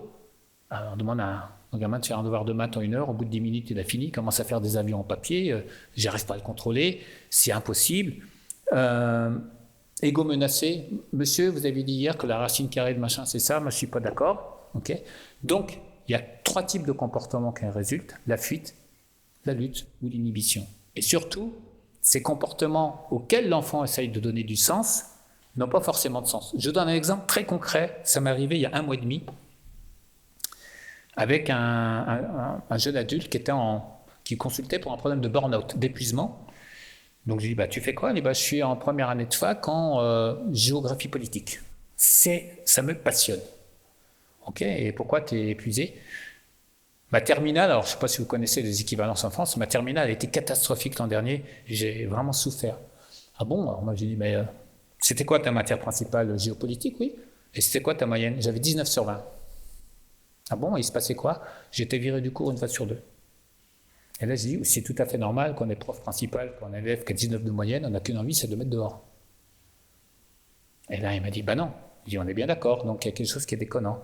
Et j'ai expliqué qu'effectivement, chaque fois qu'il disait au prof, mais ça non, je ne suis pas d'accord avec vous, truc, il a écrit en 1995 dans la revue truc, c'était pas... Voilà. Et il mettait en péril l'équilibre de la personne en question, et donc ça générait des réactions qui n'étaient pas rationnelles et qui étaient liées au stress. Et ce gamin, il a passé son temps à se dire, peut-être que j'aurais dû avoir 20, peut-être que je n'ai plus rien dire, je n'ai plus rien dire, mais il souffre. Donc, première chose, bien comprendre que quand la personne est en stress, en face de vous, elle est donc en lutte, en fuite, en inhibition, elle a une manière de parler qui est l'expression de son cerveau limbique. Je vous le disais tout à l'heure, et le limbique, chez la personne qui subit le stress, c'est tout ce qui est somatisation, notamment les gens qui sont en stress inhibés, ces gamins qui à un moment donné n'osent plus rien dire, ils lèvent le doigt, non, je veux pas que tu parles, ou qui se font même pointer par les copains, oh, t'es le premier de la classe, etc. Ils finissent inhibés, ils disent rien, mais ils sont en stress inhibé. Et donc, ce limbique, quand il s'exprime, je l'ai dit, il y a des mots-clés, toujours, jamais, il y a qu'à, il faut, etc. Et je vous donne un exemple très concret des deux techniques qu'on a pour faire passer les gens en mode intelligent et sans même être beaucoup plus à l'aise. Pourquoi c'est important? Parce que si on doit expliquer à des parents qu'il y a des régimes d'éviction à faire, qu'il y a peut-être un problème d'oméga 3, qu'il y a peut-être un problème de tablette, bref, tout ce que vous savez et que vous voulez transmettre avec conviction, et parfois vous vaut de la frustration parce que vous n'êtes pas entendu, c'est tout simplement parce que vous ne parlez pas au même niveau de communication dans votre cerveau. Donc, un exemple très concret, c'est du vécu, hein, j'en prends souvent, je prends celui-là, je pourrais en prendre d'autres. C'est une dame, une fois, qui m'appelle, il y a quelques mois en arrière, qui me dit, voilà, je vais prendre rendez-vous avec vous, j'ai pris du poids, je veux en perdre, c'est vital. Bon, c'est vital, vous avez une maladie grave et tout. Non, non, même je ne supporte plus, c'est insupportable. Oui, c'est important. Non, non, c'est vital. Ok. Donc, je donne rendez-vous, là, je me dis, attention. Elle vient, bon, j'explique les trucs, très très bonne élève. Elle revient un mois après, elle avait perdu 4 kilos. Ah, mais c'est super, vous avez sauvé la vie. Non, vous avez juste perdu du poids. Et là, je me dis, attention, la suite. 2 mois après, elle revient. Elle me dit, ouais, je ne sais même pas pourquoi je suis revenu. C'est de la lutte, là.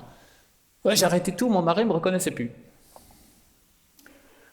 Donc là, si vous n'identifiez pas qu'on est dans un langage de stress, vous allez tenter de lui dire, ben c'est quand même dommage, vous aviez perdu 4 kilos, pourquoi vous ne continuez pas? Là, typiquement, vous lui rappelez atteinte à l'ego, absence de contrôle, imprévisibilité, on lui rajoute une couche dans le stress, et là, on sait qu'on va la perdre.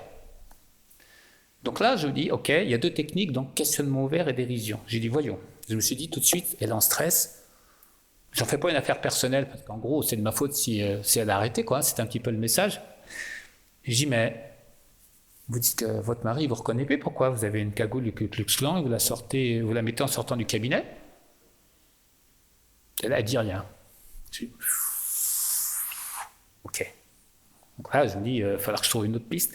Je dis, mais quand même, il ne vous reconnaît plus. Vous savez que si vous m'auriez carbonisé dans un accident de voiture, c'est lui qu'on appellerait pour vous reconnaître.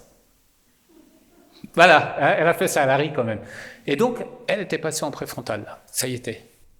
Pourquoi? Questionnement ouvert et dérision. Et là, j'ai dit, mais vous ne trouvez pas que votre réponse, elle est bizarre? Et de fil en aiguille, oui, en fait, c'est mon mari, il m'a dit, pourquoi tu fais encore un régime, ça suffit. Et en fait, je me suis dit que ça ne servait à rien. Donc, on était dans l'irrationnel. Son mari avait du stress. Donc, il dit, oui, mon mari, il est stressé. Il me dit, oui, certainement, s'il ne plaît pas que je maigrisse. Il dit, ça, il ne vous a pas envoyé à recommander. Vous n'en savez rien. Donc, j'ai expliqué par questionnement ouvert ce qu'elle allait dire à son mari. Et le fin mot de l'histoire, c'était quoi? Ça faisait des années qu'elle voulait perdre du poids. Et là, quand elle avait perdu 4 kilos d'un coup, son mari avait peur qu'elle ait un truc grave. Donc, il y avait une partie de lui qui trouvait super qu'elle maigrisse, une partie de lui qui était inquiète. Et donc, c'est cette dualité qui fait le stress, l'opposition. Et donc, il s'est mis en lutte. Donc, elle, ça fait les dominos, elle s'est mise en lutte. Et donc, il y a une opposition qui se fait. Et typiquement, quand je reçois un patient et que je lui parle cette histoire, que j'explique ce qui se passe et qu'on arrive au moment crucial où il faut parler du gluten, le petit schéma que je vous ai montré tout à l'heure avec des petits rubans qui vont sur les récepteurs, je l'utilise en consultation et je leur dis, alors à votre avis, qu'est-ce qu'il faudrait faire? Questionnement ouvert, socratique, donc le limbique avec son toujours yaka, il dit non, moi je joue plus. Ok. Et là la personne, elle réfléchit, fait, il faudrait peut-être que j'arrête le gluten, hein. Vous en pensez quoi? Ah, mais c'est difficile, il y en a partout. Hop, partout. Elle est repassée en limbique. Je dis, mais vous avez raison. Mais si vous ouvrez votre frigo et que vous mangez sans gluten, qu'est-ce qui disparaît de votre frigo? Bon, l'argument, il est un peu, j'aurais pu dire les placards, mais il ne faut pas non plus prendre le risque quelle est la réponse. Elle dit, ben, il n'y a rien qui disparaît. Alors comment on pouvait dire qu'il y en a partout si en mangeant sans gluten, il n'y a rien qui disparaît? Et là, la personne, elle se dit, ah oui, c'est bizarre ma réponse. Donc j'explique les mécanismes d'addiction, j'explique la glutomorphine, j'explique l'anxiété, et bien là, elle va adhérer. C'est-à-dire que si, à un moment donné, je pense que votre gamin, il faudrait qu'il arrête le gluten, c'est pas comme ça qu'il faut l'amener. Vous expliquez les choses. Est-ce que vous avez entendu parler de ça? Ben, si vous voulez, je vous invite à cette lecture, on en reparle. Et la personne, ah oui, j'ai vu tout ça. Mais l'histoire du gluten, ça me paraît compliqué. Est-ce que vous pensez que pour votre enfant, ce sera intéressant? Ah oui, mais alors comment on va faire? Ok, ça, c'est plus le sujet. C'est-à-dire que par le questionnement ouvert, on arrive au niveau de communication qui permet de sortir du stress. Bon. Et on peut faire je m'étais promis de ne pas en parler, mais on peut faire une analogie avec une autre situation. Imaginez un virus inconnu qui arrive en Occident. Imprévisible, caractère de nouveauté, absence de contrôle et atteinte à l'ego. C'est-à-dire que est-ce que je vais être le dirigeant qui est responsable de la mort de 100 000 concitoyens, ou est-ce que je vais être le dirigeant responsable de la faillite du pays, ou éventuellement, si je m'y prends bien, est-ce que ça va être les deux? Donc, ça crée du stress, et donc on fait appel au limbique, et le limbique, il va chercher une réponse toute faite, qui est une solution magique de sa boîte à outils. Et le cerveau intelligent qui analyse le truc, il dit « mais c'est déconnant, ça ne va pas du tout », donc ça crée du stress. Et plus le caractère absurde de la décision du limbique est importante, plus il va se rigidifier. Parce qu'il y a une dernière structure dont je ne vous ai pas parlé dans le cerveau, qui s'appelle le paléolimbique. Alors le paléolimbique, c'est ce qui permettait à la tribu de survivre. Vous imaginez, la tribu dont je vous parlais tout à l'heure, on est là, ça fait 3 jours qu'on marche, on n'a plus de gibier, on n'a plus d'eau, il faut traverser une rivière, de l'autre côté, on sait qu'il y a de quoi manger. Mais on ne sait pas s'il y a des crocodiles. Donc là, on se tourne vers le chef, et le chef, il sait, parce qu'il sait, il dit « on passe ici, il n'y a pas quelqu'un qui est... on fait une votation, chef ?» Non. Et s'il y a un guerrier marseillais qui vient dire « bah, je vous fais un pont, là, pourquoi je vais vous emmerder à traverser ?» Il remet en cause la dynamique du groupe, donc il est écarté. C'est une stratégie de stress. Et l'enfant qui est différent des autres, il crée du stress dans son environnement parce qu'il échappe aux règles de fonctionnement du groupe. Et donc les parents qui doivent envisager un régime d'éviction pour leur enfant, ce n'est pas la difficulté technique qui leur pose problème, c'est la confrontation à la différence. Et ça, il faut le préparer. Il faut le préparer, et il y a beaucoup de personnes qui refusent ou qui ne jouent pas le jeu parce que « ah mais c'est trop difficile ». Alors qu'est-ce qu'on fait quand on va à l'extérieur? Bah, vous ne mangez pas du tout, c'est normal. Et là, les gens me regardent, je dis, ben non, vous en pensez quoi? L'absurde et le questionnement vert. Ah bah, peut-être que je peux m'adapter, que je risque pas de repartir en arrière si je mange comme ça. Vous en pensez quoi? Ah bah oui, je vais me faire une exception. Eh ben tout va bien. Et c'est réglé. Parce que sinon, quand le stress, il est chronique, la personne essaie d'anticiper les situations stressantes. Et si elle ne trouve pas de solution, qu'est-ce qui se passe? L'anxiété. L'anxiété, les angoisses. Et donc le gamin qui arrive en cours, qui a l'anxiété, qui a des angoisses, alors que vous le recevez comme il doit être reçu, vous le prenez en charge de la meilleure manière possible, et vous, quelque part, ça vous met en difficulté parce que vous dites « qu'est-ce que j'ai fait ?» Il y a le questionnement de l'ego, au beau sens du terme, hein, l'ego, je ne parle pas de l'ego démesuré des gens qui dominent, je parle de la personne qui a une vocation et qui est atteinte dans son ego parce qu'elle fait ce qu'il faut, que le gamin, il a quand même des peurs. C'est qu'il y a un gros stress derrière, et souvent on a affaire à un gamin singulier qui ne comprend pas comment ça va se dérouler en confrontation avec les autres. Et je reviens à l'histoire de l'alimentation du gamin qui mange un fruit, un légume par jour, et que sa mère amène comme ça au cabinet en disant « mais si, viens voir le monsieur, il va t'expliquer ». Non, mais putain, vous imaginez la scène, il arrive là. C'est comme ça. Bon. Oui, il mange pas bien et tout, ok. Et alors là, je dis, le petit, t'as un ordinateur chez toi? Les yeux qui s'éclairent. Ils ne s'attendaient pas à ça. Je prends par surprise. Oui. Est-ce que tu as déjà entendu parler d'un virus informatique? Est-ce que tu sais comment ça marche? Oh là là, papa, il y en a eu un autre jour. Il n'y avait rien qui marchait. C'était n'importe quoi. On voulait envoyer un mail, ça ne marchait pas et tout. Ouais. Alors, je vais te poser une question. Si ton cerveau, c'est un ordinateur, est-ce que tu trouves que ton logiciel de ton alimentation marche bien? Qu'est-ce que tu en penses? C'est-à-dire qu'on le fait sortir de son implication directe pour lui demander une appréciation sur quelque chose qui est extérieur. Après là, il dit « oh là là, mais non, c'est un virus informatique, c'est le bazar et tout ». Et alors, quand il y a un virus informatique, qu'est-ce qu'on fait? Ah bah, il faut l'antivirus et tout. Ah oui, et tu sais où on va le trouver, ton antivirus? Eh bien, on va travailler sur ton ventre. Parce que c'est là qu'on va travailler, c'est là que ça commence. Et du coup, le gamin, je lui dis « voilà, on va faire ça ». Et tu vas observer si petit à petit, tu arrives à manger certains trucs. Je dis aux parents, ne faites plus de cette histoire une question de stress, parce qu'on est partagé entre « je suis un bon parent, je veux qu'il mange », et puis « je suis inquiet parce qu'il ne mange pas », et donc c'est générateur de stress, ça finit toujours en pugilat. Si vous avez des parents qui ont des gamins qui ont des allergies ou qui doivent manger sans gluten, souvent le gamin il ne veut pas ci, il ne veut pas ça, les parents ils n'en peuvent plus. Je leur dis, quand ça se passe comme ça, vous allez dire « t'as vu, c'est encore mon champignon qui me joue des tours ». Vous allez prendre le truc à la dérision, pour que vous soyez non plus les uns contre les autres, mais que vous soyez associés à un combat qui vise à ce que l'enfant aille bien. Parce que si on règle déjà la question de l'attention, c'est un point important. Est-ce que vous imaginez ce qui se passe dans la tête d'un gamin qui aime rien, qui arrive à la cantine et qui se demande ce qu'il va manger avec le pain, et ça se reproduit tous les jours. et qui arrive chez lui, on dit « Bon, alors, t'as mangé à la cantine ?» Vous imaginez le niveau de stress et d'anxiété que ça génère. Et donc, même si les arguments rationnels qu'on veut avancer pour le faire manger de telle ou telle manière sont justes, il faudra des oméga 3, essaye le macro et tout, tant qu'on n'a pas pu se mettre dans cette perspective du changement et de la compréhension de ce qui joue au niveau de son stress et de son intestin, on ne va pas avancer du tout. Il y a des éléments clés. Le stress. Et vous voyez, j'ai mis des flèches dans les deux sens entre stress et dysbiose. Pourquoi ?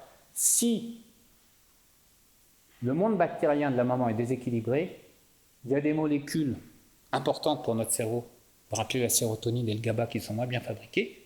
Donc ça rend la personne beaucoup plus vulnérable au stress, puisque la sérotonine, c'est ce qui permet de passer du limbique au préfrontal. La sérotonine, c'est la prise de distance, la zénitude. Si vous manquez de sérotonine, dès qu'on vous dit un truc, c'est vous êtes en limbique.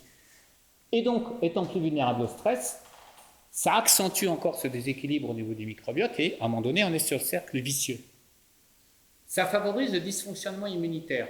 Et donc, ces trois éléments-là, le stress, ce qui se passe au niveau de l'intestin et les problèmes immunitaires au long cours qui rendent vulnérables aux infections avec ces, je me rapproche du micro, avec ces cytokines dont je vous parlais tout à l'heure qui vont mettre le bazar, ça crée un état de désadaptation, c'est-à-dire qu'on n'est plus à même de faire face aux sollicitations que subit notre cerveau, avec éventuellement troubles psychologiques, les pathologies psychiatriques authentiques, où souvent il y a un niveau de stress énorme, et les pathologies neurodégénératives, c'est-à-dire que les enfants qu'on voit aujourd'hui qui ont beaucoup de fonctionnement de 10 sont certainement ceux qui risquent de développer plus tard des pathologies neuropsychiatriques s'ils ne se sont pas flingués avant. Non, mais c'est sérieux. Il y en a un certain nombre. Regardez les pulsions suicidaires chez les ados. Vous avez vu les chiffres, comment ça évolue? Et est-ce que vous avez vu déjà les chiffres sur les tentatives de suicide chez les enfants zèbres? Plus de 50% ont eu des pulsions suicidaires qui leur ont valu d'être sous anxiolytiques. Vous voyez les gamins de 12, 13, 14 ans déjà sous anxiolytiques. On ne peut pas considérer que c'est la réponse. Donc, il y a cette approche globale, et moi, mon idée, c'est de développer de plus en plus des réseaux compétents de praticiens qu'une approche holistique, c'est-à-dire qu'ils soient capables de comprendre ce qu'ils ont au niveau du stress, de travailler sur l'intestin, de travailler sur l'approche nutritionnelle, et d'échanger avec des gens de vos métiers qui ont certainement qui sont frustrés par les limites de ce qu'ils peuvent mettre en œuvre par rapport souvent à des réponses structurelles ou institutionnelles qui ne comprennent pas la globalité, la complexité de ces choses-là. Alors, quels sont les moyens à notre disposition? L'alimentation, alors je pense qu'il y aura beaucoup de questions là-dessus, vous êtes peut-être frustrés que je ne l'ai pas plus développé, mais vous avez compris que le choix alimentaire ne peut être rationnel que si on s'est débarrassé de tous les freins à ce qu'il soit rationnel. Et que parler des oméga 3, du bio, beaucoup de fruits et légumes, d'éviter le gluten si c'est nécessaire, le laitage de vache, ça c'est l'aspect rationnel de l'accompagnement, et ce n'est pas forcément celui qu'on peut mettre en œuvre tout de suite. Moduler la sérotonine, alors là on a plein de moyens, phytothérapie, en travaillant sur l'intestin, souvent en travaillant sur tous ces aspects-là, c'est du ressort du thérapeute. Limiter l'inflammation et l'immunité, ça c'est vraiment le domaine qui me passionne, parce que bien évidemment, qu'est-ce qui m'a amené du sportif de haut niveau à ces pathologies-là? C'est que le sport de haut niveau, c'est un modèle expérimental qui permet de comprendre qu'on peut rendre malade quelqu'un initialement en bonne santé, qui n'a aucune raison de devenir malade, que ce soit d'un point de vue somatique ou psychiatrique. Les plantes adaptogènes, c'est un rayon aussi qui est très intéressant. Ça permet en fait de rééquilibrer les neurotransmetteurs quand c'est nécessaire. Toutes les stratégies alternatives de gestion du stress dans les modes mentaux, même la méditation, je pense que des fois il y a des gamins, ça leur fait beaucoup de bien d'avoir des moments où ils peuvent être dans cette approche qui leur permet de prendre du recul par rapport à l'anxiété. Les modes de communication, je dis souvent que quand un gamin pose une question, la meilleure manière d'y répondre, c'est de la lui retourner. Ça, vous le savez. Et pourquoi c'est comme ça? À ton avis, t'en penses quoi? Je sais pas. Réfléchis, puis tu reviens me voir demain. Et le management bienveillant. Et ça, c'est une catastrophe absolue, puisque beaucoup de gens sont dans des dynamiques de stress par soumission, avec des atteintes permanentes à l'équilibre psychologique des gens, notamment quand on leur demande de faire des choses impossibles, en faisant semblant de croire que c'est tout à fait possible. Dernière chose, je déborde un peu. Est-ce que changer d'alimentation, c'est un stress? Mal manger, entre guillemets, est-ce seulement une question de méconnaissance, de manque de motivation ou de mental? Comme je vous le disais, l'acte alimentaire est très anxiogène. Et en fait, on peut avoir des choix limbiques. C'est lundi, c'est ravioli, c'est vendredi, c'est le poisson. Pourquoi? Parce que ce qui est répétitif n'a ni caractère de nouveauté, ni d'imprévisibilité, et ça n'échappe pas au contrôle. Donc même si on mange mal, on sait pourquoi on mange mal, et il n'y a aucune part d'incertitude qui serait génératrice de stress. Et c'est ça. L'aliment, comme je vous le disais, je conclue là-dessus, a une valeur nutritionnelle, caractère antigénique, et c'est pour ça qu'il y a des fois des gens disent « Ah, j'ai fait des tests d'intolérance alimentaire, je ne peux plus manger ça, ça, ça et ça », et comme c'est des résultats chiffrés, ça les rassure. Potentialité toxique, c'est-à-dire que la présence de ces informations contradictoires et complexes, quand je mange du poisson, je prends du mercure, des oméga 3, un antigène, c'est une situation complexe face à laquelle le cerveau intelligent se dit « mais alors je peux manger du poisson ou pas, et je fais comment, et machin, il est froid depuis hier ». Donc, on prend une décision limbique, et la décision limbique, c'est la solution miraculeuse. Soit les recettes miracles, faites du paléo, faites du vegan, le régime les jus de légumes, la soupe aux choux, les injonctions. Pour votre santé, mangez équilibré, évitez de grignoter la journée. Comme me disait un patient, moi je m'en fous, je grignote la nuit. Et les stratégies de fuite en réaction au stress, qui font que les gens, par exemple, ont eu un problème cardiovasculaire, ont des problèmes de diabète et continuent de manger comme ils mangeaient, parce que plus on leur crie dessus en leur disant qu'ils doivent changer, plus on les met en stress, et leur stress, s'il est en lutte, il va répondre. C'est la dernière histoire, ce qu'avait fait un de mes patients à un cardiologue, ou alors il va fuir.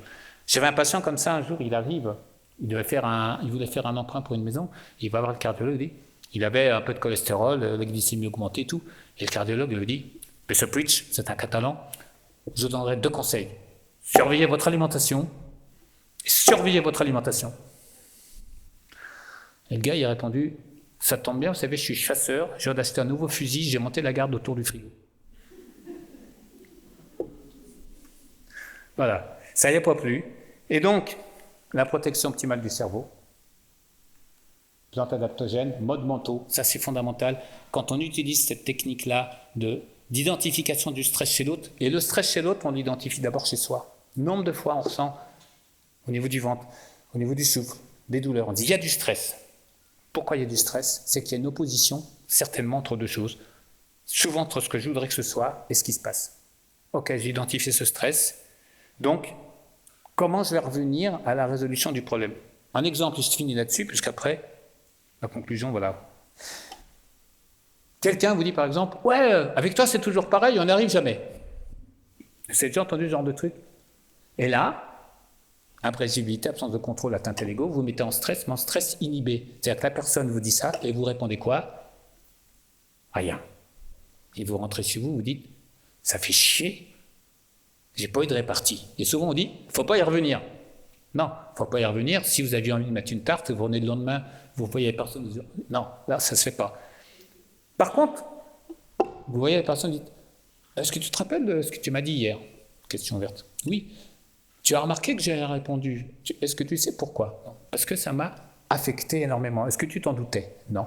Et tu sais pourquoi ça m'a affecté? Et voilà, et c'est parti. Vous pouvez revenir sur une situation qui a été stressante parce que vous mettez le mode mental approprié pour échapper au stress. Parce que sinon, qu'est-ce qui se passe? Quand on est en désaccord intelligent, on n'est pas d'accord, ok, on se serre la main ou on va manger ensemble, on n'en parle plus. Vous êtes en désaccord, mais avec du stress que vous n'avez pas réglé. Vous rentrez chez vous avec, vous mangez avec, vous saoulez votre famille avec, vous vous couchez avec, vous réveillez à 3h du matin avec, et vous y retournez le lendemain avec. Et ça, à longueur de temps, vous finissez par décompenser des problématiques de burn-out, comme on dit. Ah, vous êtes anxieux-dépressif. C'est-à-dire qu'on a vu qu'il y avait le pare-choc et le pare-brise en même temps.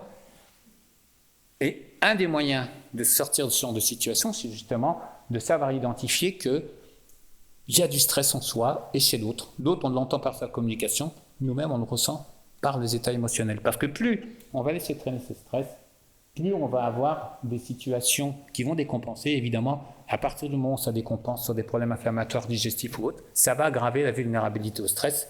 Et il suffira d'un rien pour décompenser. Et chez les enfants, c'est pareil.